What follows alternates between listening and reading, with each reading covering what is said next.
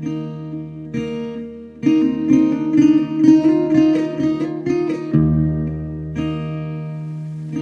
right. Hello. It appears that we are here. You are in your bit of time and space, and I am in mine. And now, on some level, the space between us has been bridged. This is Jay Brown Yoga Talks podcast. My name is Jay Brown. Welcome to you if you're new, and thanks if you are returning.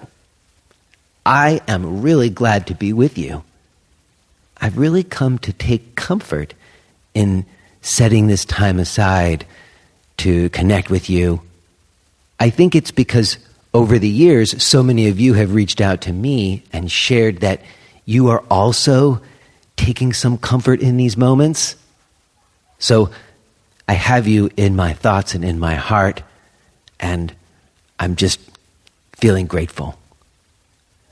I'm also feeling excited and kind of unsettled for you to hear today's talk with Nathan Oxenfeld. I will tell you why I'm feeling a little unsettled by it in just a few moments. But first, I'm just wondering, how are you? Are you doing okay? I hope so. I have some very exciting news. My house is all abuzz because we have adopted into our home 2 young kittens. And the circumstances that brought this about are, to me, quite fantastic. My eldest daughter, Rosalind, she's 9 years old, and she is an animal lover. For as long as I can remember, as soon as she was able to walk and we were out about in the neighborhood, when dogs came around, she was always going to them. She was never running away from them. She's always had a natural affinity towards animals.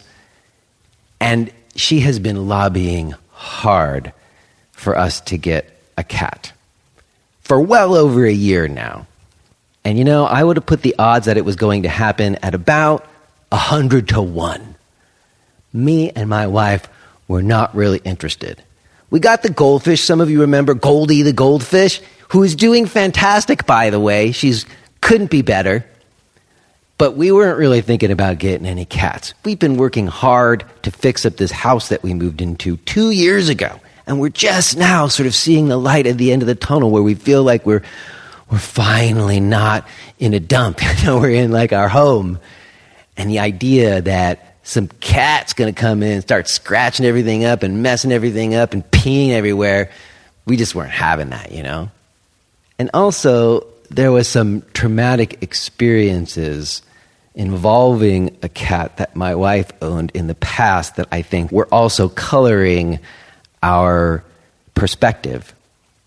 Myself, I had a wonderful cat when I was a bachelor. 12 years, Emma lived with me. She was like the best cat ever. She was super easy, low maintenance, affectionate, just like the best cat, and was totally there for me through perhaps one of the most difficult times in my life. She passed away of natural causes not too long after I met my wife. A few years later, I moved in with my wife, and she had a cat that she had gotten, which was a feral cat. And this cat was, let's just say, it was not a nice cat. It was a mean cat. We did everything that we could, and we made some progress. It seemed like every once in a while, like we'd turned a corner with her, but she always seemed to then make us question that. She was just a really difficult cat. She was a cat that made our lives harder, but we still loved her with all of our heart until we had our first child, Rosalind, who I was telling you about. And when Rosalind was a little baby, this cat was really aggressive towards her and one day scratched her in the face. And it was like pretty close to her eye. And that was it. Mom Mom kind of lost it. It was in that time when you're super sleep deprived and, you're just barely holding it together. It was our first child, we were really in the trenches. And the cat scratched the baby in the face. And Audrey, my wife, was like, that's it. We're getting rid of this cat. Which meant that I was the one to have to handle it. And I did everything I could to try to find a home for that cat. But ultimately, I did have to take it to a facility. And the drive over there, we did it together, me and Audrey, and then me taking her in. She actually stayed in the car.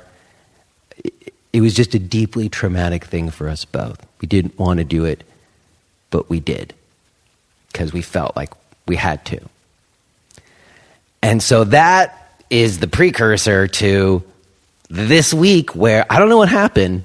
My eldest daughter, Rosalind, went out with my wife, Audrey, and they were just out and about. And I learned now that Rosalind really had a plan, you see. She told Audrey that we needed to get some more food for Goldie, which wasn't true, by the way. She just said that so that they could go to the pet store and look at the cats, hoping that maybe this time she would convince her mother. And what happened was while they were at the pet store, there was like an adoption agency there, and they had a bunch of cats, and there was this one particular cat that, I don't know what happened. It was like won my wife over, something like between Rosalind covertly getting her there and the happenstance of this one particular sweet cat coming into contact with her, something flipped. And when she came home, it was like this totally different tune my wife was singing. She was really thinking about getting this cat. And I was like completely surprised. And so after the girls went to bed, I was like, what's the deal? You really want to get a cat? And she said, well, there was a time in my life where I just did things because I wanted to and I thought it would be fun. And now I just feel like all of my decisions are coming from a place of fear. And I said, we're getting a cat. I was like so happy to hear her say that. I was like, we're getting a cat. We're getting the cat. And I tried to get that particular cat, but it had already been adopted. But at this point, we were already decided, so we went to another adoption place, and we went to meet cats, and we met this one cat that very clearly was like the one. We're like, oh yeah, this is the one. They was all friendly and like seemed like the right cat. But this cat had a sister, and they were kind of cuddled together and stuff. And we were not really thinking about getting two cats, but we ultimately just felt like, maybe it's a good thing for there to be another cat in the house. So when we're not there, they could be together, and they're sisters. We didn't want to break them up. So we adopted them both. And they are named Sunny and Willow. And Sunny and Willow arrived just yesterday. So they're kind of quarantined in one room. They're rescue cats. We got to kind of acclimate them, but it's going good. And the girls are just beside themselves. It's really amazing, how like a seemingly simple act of bringing in a cat into your home, or two cats for that matter, it actually is there's so much wrapped up in it. There's so many layers to it. And it's really kind of transformed the household. And so we're all kind of riding on a little bit of high with our new little cat family members. It's really great. So thought I would share that with you. And it is very relevant to today's talk, actually, with Nathan Oxenfeld, who is a teacher of the Bates method, which is a way of improving your eyesight without glasses. Now, I think that's an oversimplified description, and you're going to learn all about what the Bates method is, but just to say that in many regards, it's about using these kind of simple forms and ideas to identify deeper underlying root causes. And My talk with Nathan came out of my own personal exploration. Many of you may remember I have spoken about my own eye health issues. I have a keratoconus diagnosis. And I've just been noticing all these differences in my vision and becoming more aware of that for the first time, realizing that there's so many things tied into, as I was even talking about with the cats, with me wearing glasses and when that happened and why that happened. And it just, I don't know, there's a lot of very personal and raw stuff for me that is contained in this conversation, and I'm kind of stalling because I think on some level I am slightly nervous about revealing it, which is unusual for me, as you know, but I am embracing it because I think it's part of what the show's about and part of what having these conversations is about. So I know that's a little bit vague, but it will all become clear. Despite being a little nervous about it, I am also incredibly excited for you to hear it today. Before we do, let me first quickly just say something to all of you yoga teachers out there who have been trying to explore kind of doing things on your own some. I know most of us are working within the studio system to some degree because we have no choice, but many of us are finding ways to kind of start our own little things, even just a couple of people on an email list and a simple class in your living room or something like that.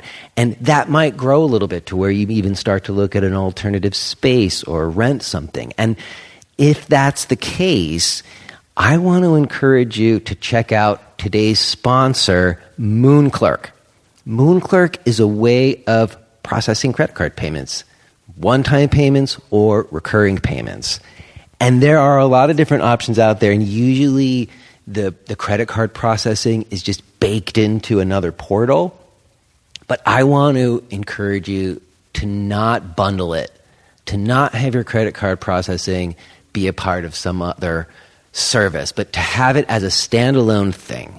And MoonClerk is the way to go. I've tried like all of them, PayPal, Squarespace, a whole bunch of them, and I have landed on MoonClerk. It's the one that I'm switching everything over to. In my mind, it's just way more efficient, easier to use, better on so many levels. That's why I am really excited to be working with them, and I can recommend it to you wholeheartedly. So go check it out. Go to jbrownyoga.com/moonclerk. MOONCLERK. That's jbrownyoga.com/moonclerk. And make sure to start there so they know that we sent you. I think you will be glad that you did. Also, I got a couple of gigs coming up. I am going to be in Falls Church, Virginia, October 5th and 6th at the Yogi Underground. I am also going to be in Philadelphia, Pennsylvania at the Namaste Festival, October 26th. You can find out about those gigs and more and all of my other stuff at jbrownyoga.com. Okay, I think that's good. I will touch base with you on the other side, let you know about who's coming on next week, some exciting stuff there. But for now, let's do it. Let's listen to this conversation that I had with Nathan Oxenfeld.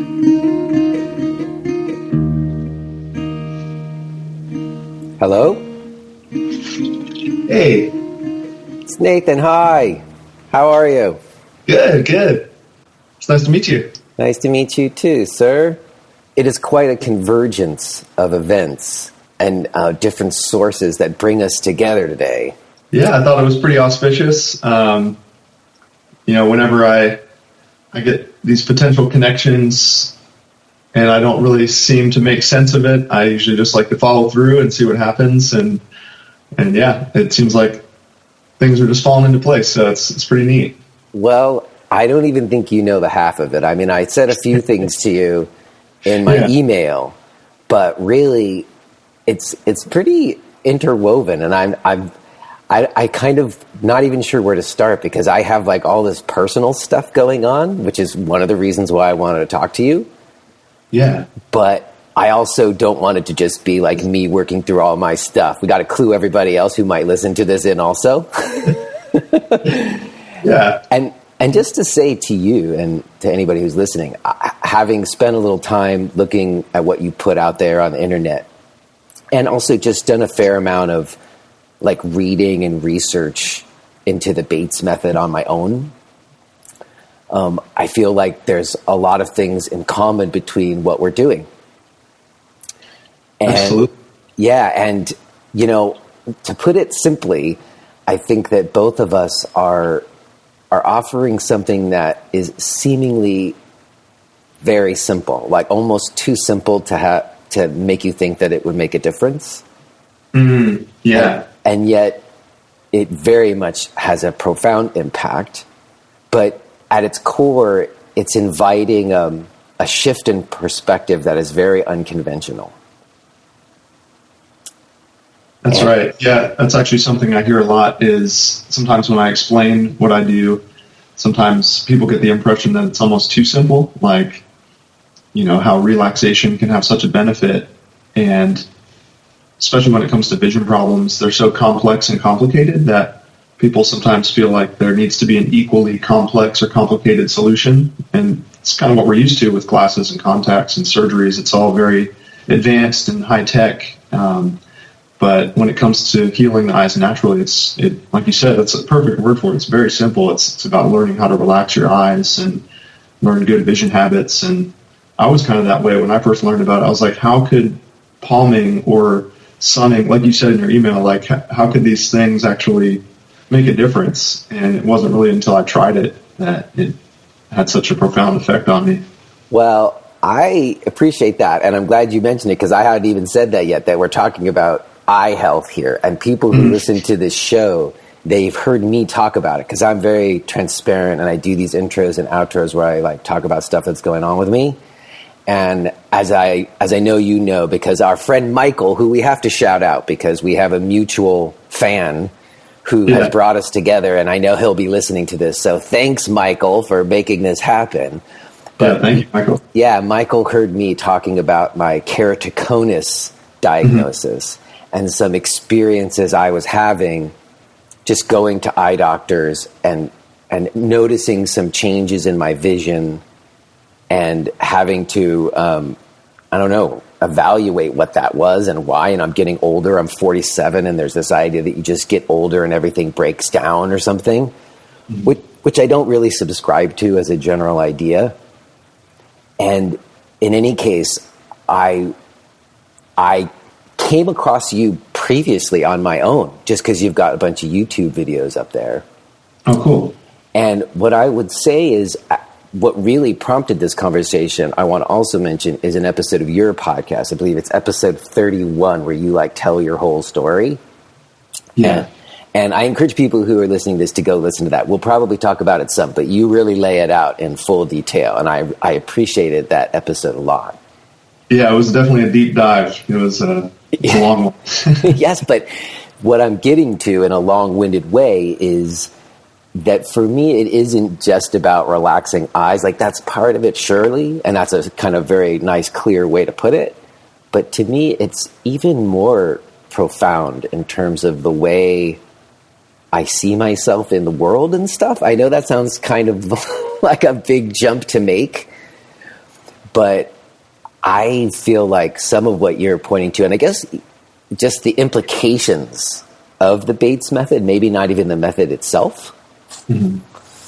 But anyways, I'm already going to me working out my stuff, which I said I didn't want to do. I think what we really should do is let everybody else know a little bit about the Bates method, because a lot of people listening to this probably don't necessarily know what it is.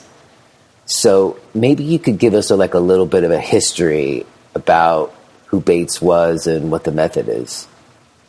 Absolutely. Yeah. And before I do that, I do just want to acknowledge that I totally agree with you that vision is not just our eyesight. It is also our worldview and our self-image and our dreams and our aspirations. And, the eyes are definitely a big part of our visual system. But I love that you're really expanding your definition of what vision means and what can sort of fall under the umbrella of vision. And I think that is one of the things that the Bates method helps us do. And so the Bates method is named after an ophthalmologist who was named Dr. William Bates. He lived from 1860 to 1931 and was based in New York City, which I believe that's where you are as well, right? No, I was there for a long time, over 20 years, but I moved to Pennsylvania 2 years ago. I jumped ship. Nobody can afford to live there anymore. Yeah. That's cool. I'm from the Philadelphia area. So. Oh, really? I'm in Allentown right now at my studio. Cool. And I have a place over in Easton. So how about that? You're in North Carolina right now, is that right? Yes. Yeah, I'm based in Asheville, North Carolina. Mm-hmm. But yeah, I grew up in Pennsylvania, so try and make it up there when I can. Oh, well, we'll have to hook up when you're here next. Yeah. All right. So, but you were telling us about Bates. Dr. Bates. He really started off as like just a normal orthodox ophthalmologist, right? Just prescribing glasses to people and performing surgeries. And he was one of the first people to really question glasses as the best solution for vision problems, because he got into the eye care field to help people's vision. And so he would prescribe glasses, he would send his patients off, and then next time they came back, they would need stronger prescription. And so he was actually making connection between the glasses potentially making the vision problem worse with dependence on the artificial lenses and sort of surrendering the eye's function and its own ability to be able to focus on its own. And so he really set out to figure out, well, I wonder if there's actually a better solution to vision problems. One of the main things he noticed about the glasses was they were actually just treating the symptoms. So you put the glasses on, gets rid of the blur, but it's not really addressing what caused the blur in the first place. And so that was sort of one of the first things that he set out to discover is what is the actual cause of these vision problems. And I don't know if you've ever asked your eye doctors about why you have a vision problem or why you're nearsighted or why you're farsighted. I know I did, and the answer was always genes. It's just genetic. You're born that way, or if you're in your 40s or 50s, I'm sure you've heard, it's just age-related. Everybody's lenses get hard and lose their flexibility over time. And, piggybacking off of what you said earlier, I don't really subscribe to that either. I mean, I do agree that the body does deteriorate and change over time, but the lens inside your eye only loses its flexibility if you don't do anything to prevent it from losing its flexibility. So, these are some of the concepts that Bates was playing around with. Was the glasses don't fix the problem, they treat the symptoms. So the cause, he found, was actually some form of strain. So wait a second. I want to jump in first because I want to reiterate something that you said, because it goes to, I think, an important point, which is that this idea that it's genetics, because it's based in an assumption that we have.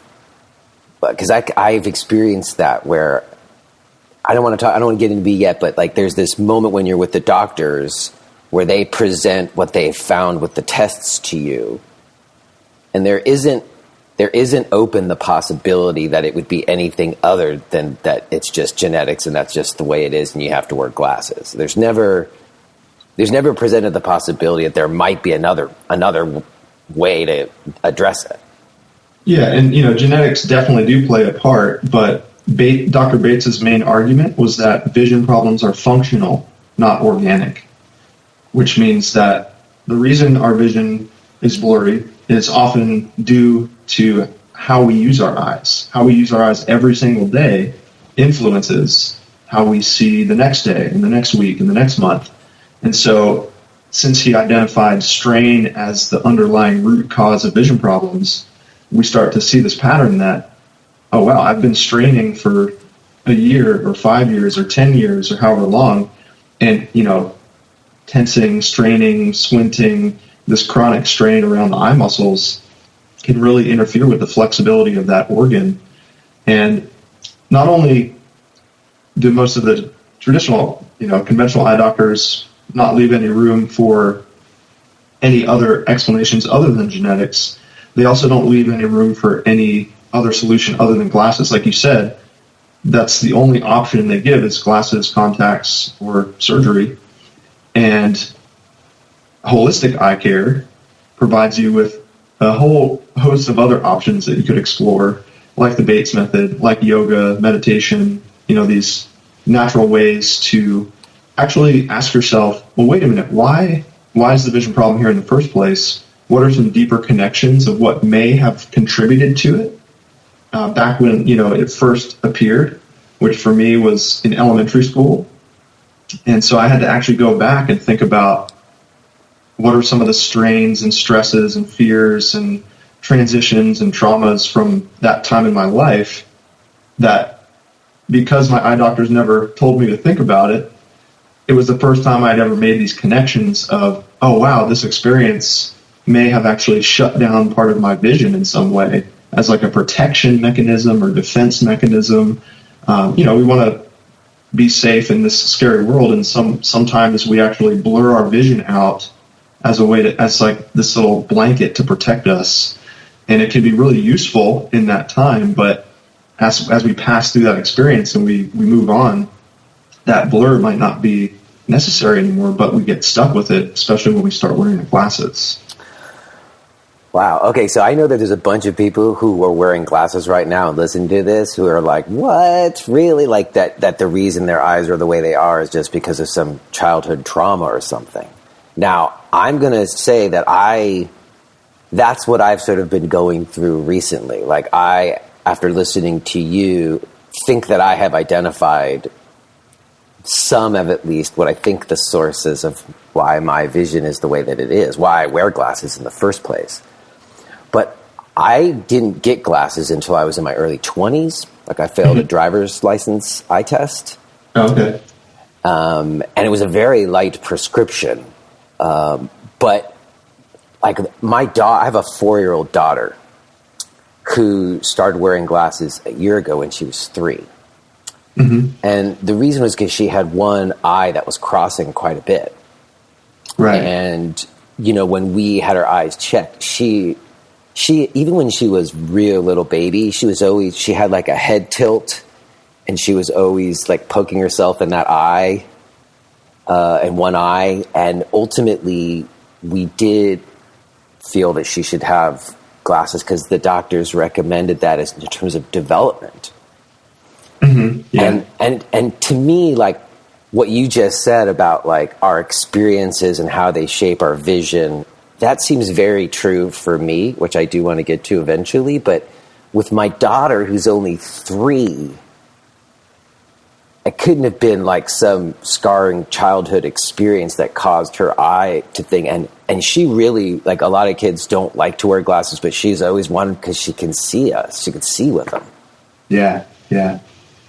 Yeah, that's a great question. It's like you start learning about how the role of stress and strain and trauma playing a role in our vision changing.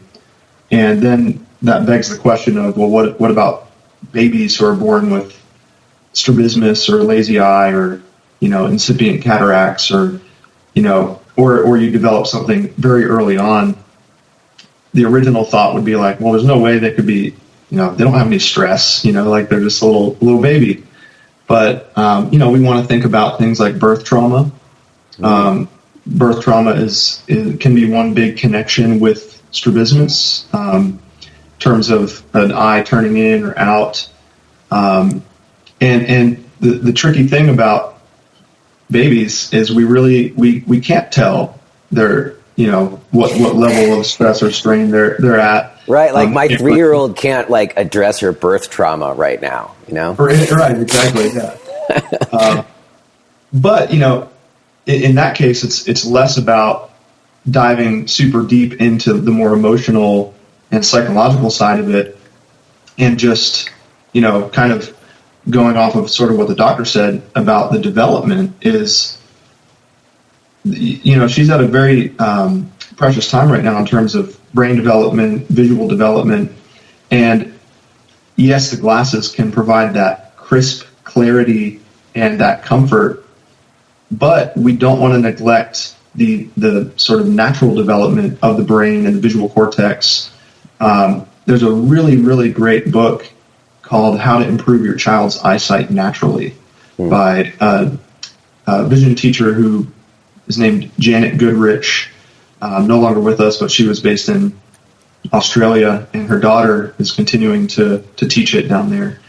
But this book is really neat because it breaks the child's ages down into different stages of development. So it tells you exactly what to do between, 0 and 1, between 1 and 3, between 3 and 5, for example, so that, the Bates method, as I learned it in my 20s, was very intellectual. I was reading all this material and learning all these things about anatomy and physiology and visual processing and all that stuff. And that's not important for a 3-year-old or a 4-year-old.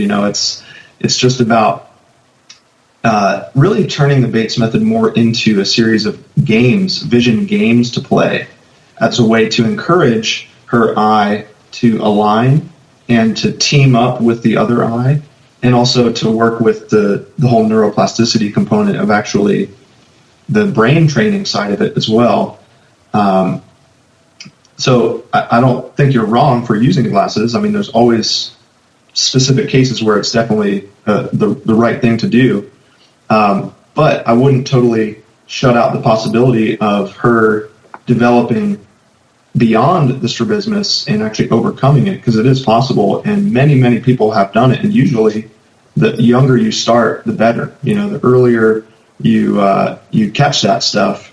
Well, I appreciate that, and we do patching for the one eye, and I've been doing a little bit of a thing with her, like we both take our glasses off for a while and stuff. Like, I've been experimenting, but this is really new. Like, this isn't like the last 3 weeks even. Sure, yeah. I'm just I'm in the early stages here of kind of exploring what we're talking about. Now, I guess what I'm curious is, and you've kind of hinted in it, and you talked about it in your episode, you did go from having pretty bad vision to having 20/20 vision. And I'm curious just to hear you talk about how you managed to do that. Totally. Yeah. I got glasses in elementary school and switched to contacts pretty quickly and became addicted to them. I mean, they are prescription, it's in the name, they're prescription lenses, so we can become very dependent on them, and it becomes a difficult habit to break. So I had myopia, nearsightedness, and astigmatism, and pretty much I just depended on glasses or contacts from the moment I woke up till I went to sleep at night, for over a decade, all through elementary school, middle school, high school, and into college, until I was introduced to the Bates method by a friend. And that was the very first time I ever heard of anything. I was actually thinking about just getting laser eye surgery because I was starting to get sick of the glasses, and that was the only option that I knew of. And so at that time, I was starting to get more into yoga and meditation, and actually experimenting with lifestyle changes, changing my diet and stuff. And so the Bates method really fell into my lap at this perfect time where I was like ready for it. And even though I was a little skeptical about it, because nobody had ever told me about it before, it's been, like I said, it's been around for 100 years, but it's definitely not that well known. So obviously I had a little doubts going into it, but I just kind of figured I didn't really have anything to lose, because I really wasn't that happy with the path that the conventional eye care route was taking me. And so I kind of just went all in and spent a couple of years, I was still in college, so it wasn't my full focus, but for like 2 or 3 years, I was starting to learn the Bates method, and I was practicing simple relaxation techniques. A lot of people, when they first hear about it, think about eye exercises, right? It's like, my vision's blurry, my eye muscles must be weak. I got to strengthen them. Yeah. I got to take them to the gym and work them out. But what I learned was that it's much more about taking your eyes to the spa and teaching them how to relax and release this chronic eye strain. And I'm sure some of the listeners might, be nodding their heads right now of like what it feels like to have eye strain if you work on a computer, or you do a lot of near work, or if you've been wearing glasses for a while. But honestly, I was kind of numb to my eye strain because it had been there since childhood. It was just so normal, and I was so used to it. And it wasn't until I started paying more attention to it and putting some more awareness on my eyes and my vision habits that I really realized, oh my gosh, like I've been walking around for like 15 years with this chronic strain in my head, like deep in my head. The eye muscles go deep into the head, and they're very powerful, and we can just, I call it sort of the silent killer, because we can walk around with it all day long and not even really know it's there until we pay attention. So I started catching myself when I was straining, when I was squinting. I used to squint a lot to try and see better. That temporarily makes your vision better, but it's actually makes your vision worse in the long run. So squinting is bad, straining is bad. I used to stare a lot, so I had to get really good at catching myself when I would fall into a stare. And so it was really about figuring out what these bad vision habits were and how I could actually release them and replace them with good vision habits while I was doing these Bates method practices, like swinging and sunning and palming and stuff, and reading my eye charts at home. And I found that I was spending a lot more time without my glasses, and my original glasses were feeling pretty strong, actually. So I went back to the eye doctor, and my prescription had dropped. And that was like the first time in my whole life that it had gone the other way. It was just climbing up and up and up. I'd gotten up to like -4 for myopia and -2 for astigmatism. And when those numbers started backtracking and going in the opposite direction, closer to 0, that like really got me excited and really helped eliminate some of those remaining doubts and skepticism I had about it. What did your doctor say when that happened? They kind of like swept it under the rug a little bit. I mean, I mentioned like I thought he would have been like impressed or like, oh wow, like tell me more, because I was very open with him. I was like, hey, I learned about this thing called the Bates method. I've been doing these vision practices, like, and I feel like I can drop down, to the weaker pair of glasses.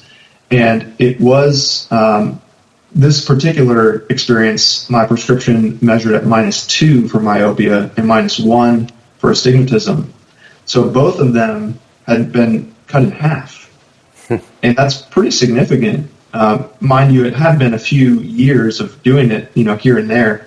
But even still, I was pretty taken aback. I figured the response I got from the doctor was different than I thought it would be. You'd think he'd be like, wow, amazing, or you'd get something, right? Yeah, but at the end of the day, he was like, yeah, it's good. I wouldn't say to stop what you're doing necessarily, but at the end of the day, he couldn't get on board with it. He's like, you're always going to need classes. That's what he told me. It's like, it's cool that you've, improved a little bit, but you're never going to not need classes.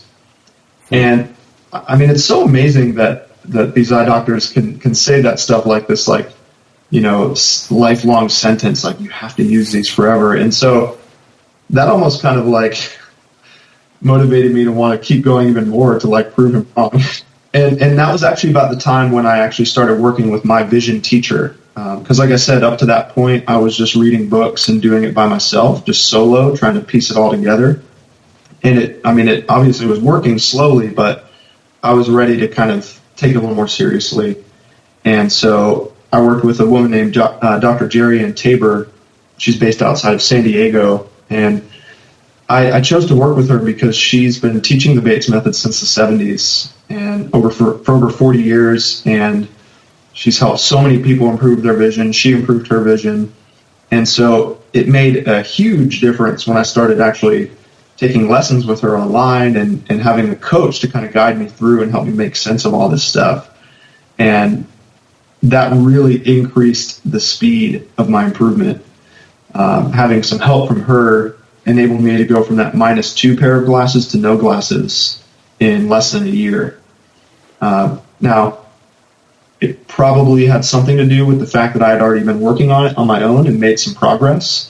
But I mean, it just felt so much easier and so much better to have my hand held and just like sit back and relax and just do whatever she told me to do, and also have someone to answer all my questions. Because even though I read books about it, I still had so many questions that weren't answered, and that just made me feel so good to have that covered. But Yeah, it's been about 4 years since I've needed to wear any lenses for anything, and it's just been such a profound experience to go from that daily dependence to being able to live my life without having to put contacts in the morning, not worrying about where my glasses are, being able to drive and read all the signs. And, I recently passed my vision test at the DMV to get the restriction taken off my license for corrected lenses. And I saw you put the pictures up. That's it's very significant, though, because that's how I said I ended up getting glasses in the first place myself. It's that DMV test. So yeah. So it's been quite a journey. And I mean, sometimes I do have to pinch myself to kind of remind myself, like, hey, remember how bad your vision was? Or like, remember when you used to, not be able to see without these crutches? And yeah, I'm just so passionate about this, which is why I became a teacher of it, to share it with other people and help other people do it, because there's just not enough people out there talking about this or sharing it or teaching it and trying to get the word out more. And it's so awesome to meet you and see how we're intersecting as well. Well, speaking of that intersect, I also noticed that you did like a yoga teacher certification before you were a certified Bates method teacher. Mm-hmm. So I'm kind of curious about that, because where do you see the parallels or the intersections between like your inquiry into yoga and how the Bates method helped you with your eyesight? Well, one of the ways I actually started thinking about my eyes differently was at my yoga teacher training. I went to Satchidananda Ashram, or Yogaville, in Virginia, and I actually that's where they teach integral yoga, which is one of the main inspirations behind my business's name, Integral Eyesight Improvement. Definitely an homage to them, because every morning we would go through a 90-minute yoga class. In every single class, after doing some nice opening chants and things, we would start with the Netra Vyayamam, which are the yogic eye movements, which would go right into the palming. And we were taught, we were being trained as yoga teachers, with the script of what to say and the benefits of each pose and everything. And it just stuck in my mind. The description for the Netra Vyayamam was, with regular practice, you may be able to improve your vision. And I was like, yeah, whatever. I'm just like moving my eyes around. And, but there was something in there that like stuck to me. And so, yeah, I went through this month-long yoga teacher training, and just, that was extremely life-changing. I mean, very profound and very like influencing of the direction of my life. Definitely realized that I wanted to get into the yoga world and the natural health world. And so when I started learning about the Bates stuff, I was reading through it. There were so many parallels between what Dr. Bates was talking about with the eyes and what yoga has been teaching for thousands of years. And I'd say some of the biggest parallels would be relaxation, flexibility, and mental focus. Because yoga and meditation, for me, have really helped me find more ease and peace and calm in my physical body, but more importantly, in my mind, in the mental landscape. And so much of the Bates method is less to do with the eyes and more to do with the mind, and really learning that, I brought up strain earlier as the cause of vision problems. Bates was very clear that he was referring to mental strain. And so the way to heal the eyes is to relax the mind. And I found that meditation was, that's what meditation was doing for me. It was helping me get in touch with my thoughts, with my mind, learning how to find some more equanimity, some more stillness, some more attention, some more focus. And so I did not just do the Bates method to improve my vision. I did the Bates method, and I did yoga, and I did meditation, and I incorporated these other alternative approaches to really kind of create a fusion. And I actually, when I first started... If you are hearing this message, then you're listening to the free version of Jay Brown Yoga Talks. To hear the rest of our conversation, please subscribe to Podcast Premium at jbrownyoga.com/premium.